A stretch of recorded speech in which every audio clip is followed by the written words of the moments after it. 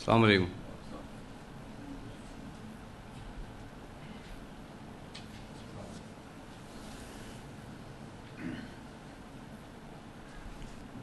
Assalamu alaikum wa rahmatullahi wa barakatuh. Peace, blessing and mercy of Allah upon all of you. A'udhu billahi minash shaitanir rajeem. I seek refuge with Allah from the Satan the stone. Bismillahir Rahmanir Rahim. With the name of Allah, most gracious, most merciful. Ladies and gentlemen, on behalf of International Islamic Propagation Center, I, Muhammad Shahrukh, would like to welcome you all to tonight's lecture topic entitled with What Al-Quran Says About Hajj Pilgrimage. I would like to tell you the format of the lecture. You all have been provided with a reference booklet of the tonight's lecture. If you open your booklet, on the right hand side is the ayat and on the left is the translation in English. Brother Muhammad Sheikh will be explaining these ayats and elaborating within his talk. If any questions comes into your mind during his lecture, please I request you not to interrupt within the lecture. You will be given sufficient time to ask your questions in the question and answer session after the lecture. Without any further delay, I would request Brother Muhammad Sheikh to come up on the stage and deliver his lecture, What Al-Quran Says About Hajj Pilgrimage. Brother Muhammad Sheikh.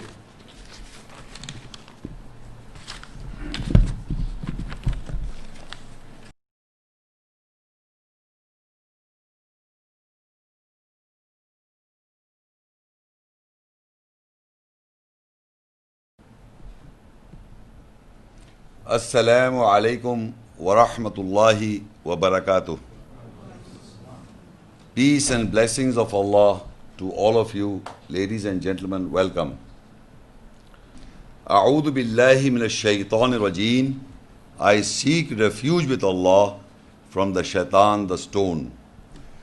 Bismillahir Rahmanir Rahim. With the name of Allah, most gracious, most merciful.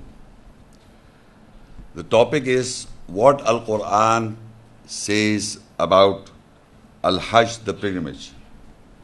The translation of Al-Hajj is the pilgrimage, generally translated.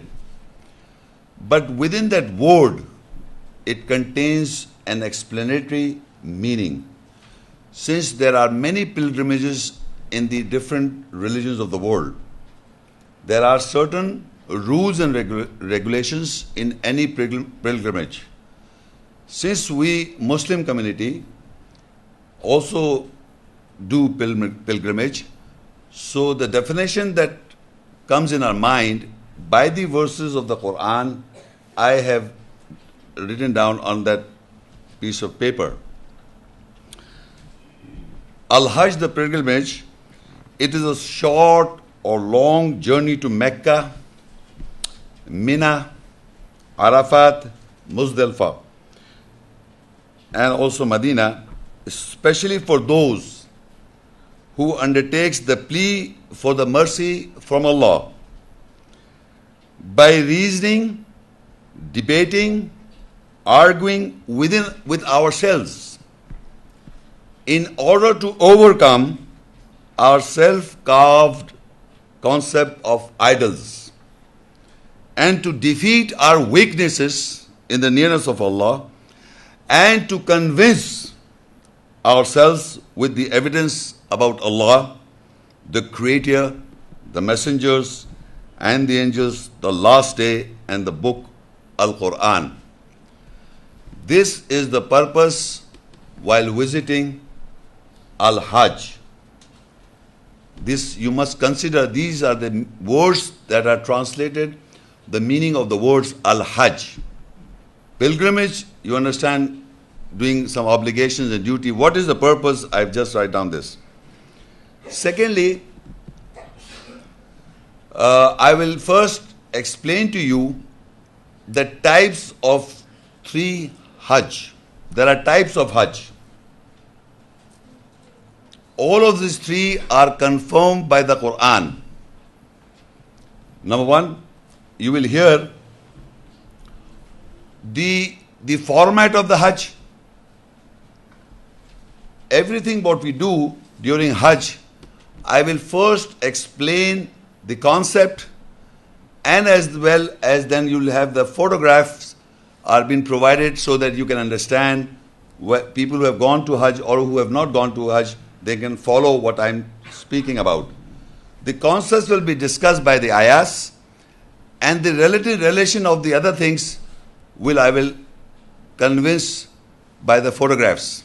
Both by side we'll try to do so. So first of all, there are three types of Hajj. When I'm saying this, then we will later on confirm by the ayahs. Hajj Firad. This is the Hajj performed by the locals or the residents of Mecca, and they perform Hajj alone, and they perform in 2 days. 2 days. Hajj Qiran, where Umrah and Hajj are joined together. I'll explain it later on, but just you understand where Umrah and Hajj are joined together. In other words, we have to perform Umrah as well. So once we are in Ihram, we don't open the Ihram. We are in the Ihram. And after performing the Umrah, we still carry that Ihram till Hajj. So that is the Umrah and Hajj joined together.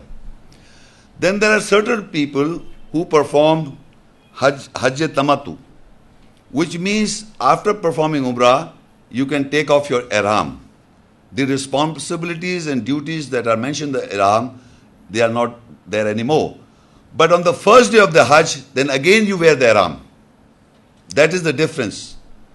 So those, I'm repeating, the first Hajj, that the first means the number in number, people, the residents in Mecca, they perform the Hajj in 2 days. They don't perform Umrah. Then the Hajj Qiran, as Umrah and Hajj are joined together, and they are in the Ihram all the time. And Hajj Tamattu is after Umrah, Ihram is removed and wear new Ihram on the first day of Hajj. Normally in Pakistan, from people who go, they perform like this, Hajj Tamattu. Anyway, it all depends what type of a person and the strength he has to perform. Now, I will describe in my own words. What I am describing in my own words, then we'll confirm the Quranic ayats later. You see, the first day of Hajj is on the 8th Zilhijjah, the first day. What is Zilhijjah? Is from Mecca after the sunset of the 7th. You see, there's a lunar day and a solar day. The lunar days and the solar days are different. So we perform Hajj and Umrah, and Ramadan month is by the lunar day. So the lunar day starts from the sunset of the sun. So on the day, the 7th day, in the daytime, when the sun set, it becomes 8th. 8th is the first day of Hajj, in the night, after Maghrib prayers. So from that time, that is the first day, 8th Zilhajj. So what we do after the sunset, that is on the 8th, we travel from Mecca to Mina. From Mecca to Mina. After Maghrib prayers or after Isha prayers or even in the morning Fajr prayers. It all depends upon the people's, because there are groups, massive people, they travel from Mecca to Mina on the 8th day. And they arrived in Mina before the sunset, because then the night will start. Before the sunset, they have to arrive in Mina. Every person who is performing Hajj, they have to arrive in Mina on the 8th of the same day. After the sunset in Mina, the whole day they have to remember Allah. That I will discuss in the ayahs. The whole day you have to remember Allah. Now, after sunset is the 9th of Zilhijjah. The day start, I'm saying night, but the day starts of the month of lunar calendar. So after sunset in Mina, we travel to Arafat. Now, after sunset means after Maghrib or after Isha or after Fajr. But you have to be there before Zuhur timings. Every person has to be in Arafat before the Zuhur prayers.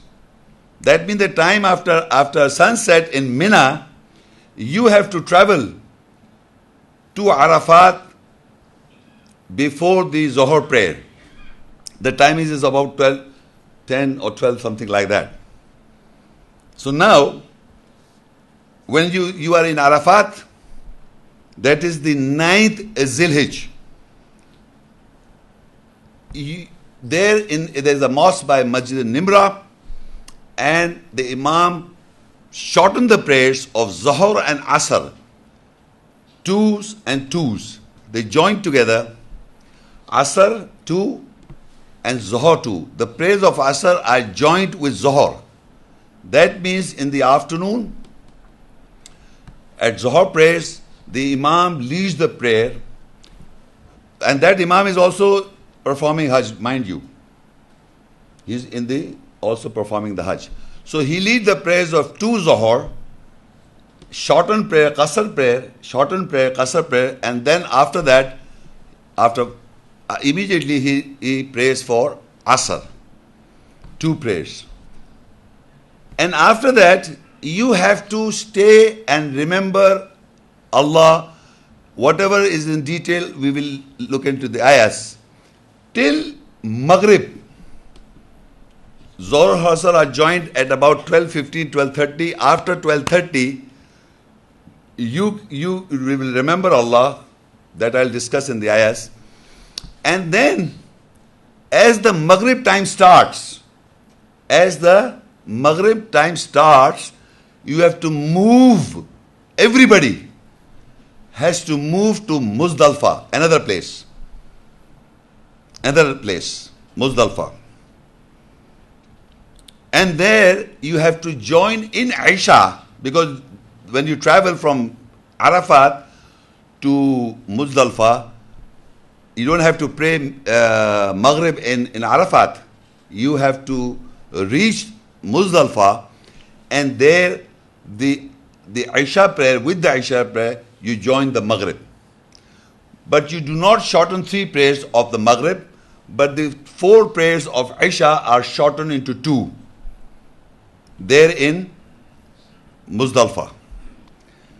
And after praying these 2 prayers, you have to pick up 7 pebbles or 7 stones, 7 3 are 21 pebbles.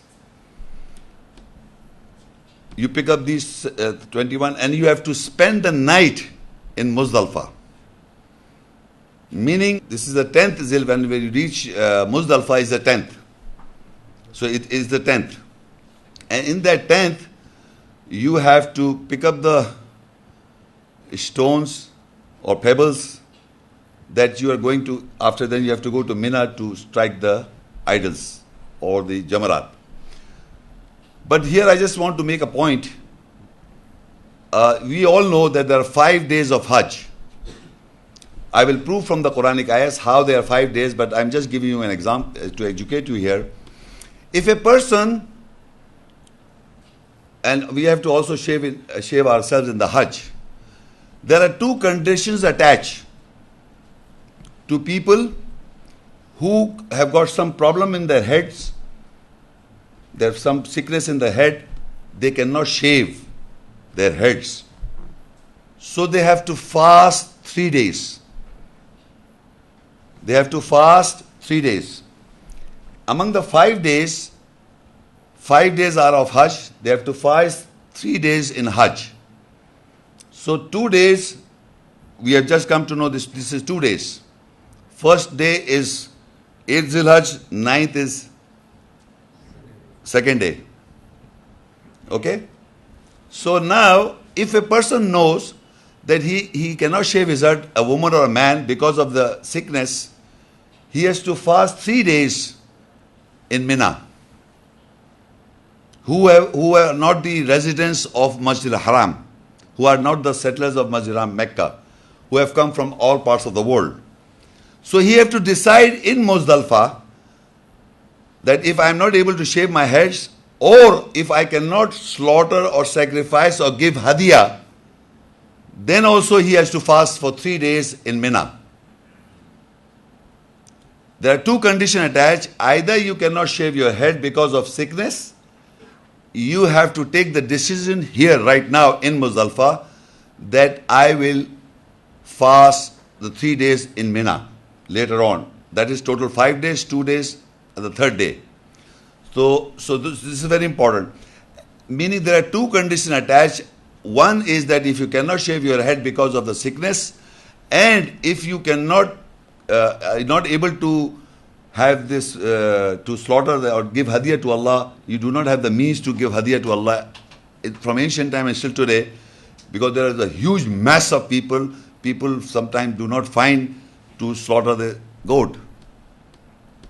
So if that is the condition attached to you, so you better well have to do sahri in Muzdalfa for fast. So now, and after the Fajr prayers, you have to stay the whole night in Muzdalfa. You cannot travel, you have to stay there. And from in the night, after Fajr prayers, you have to travel to Mina. That is the third day carried. The third day is carrying.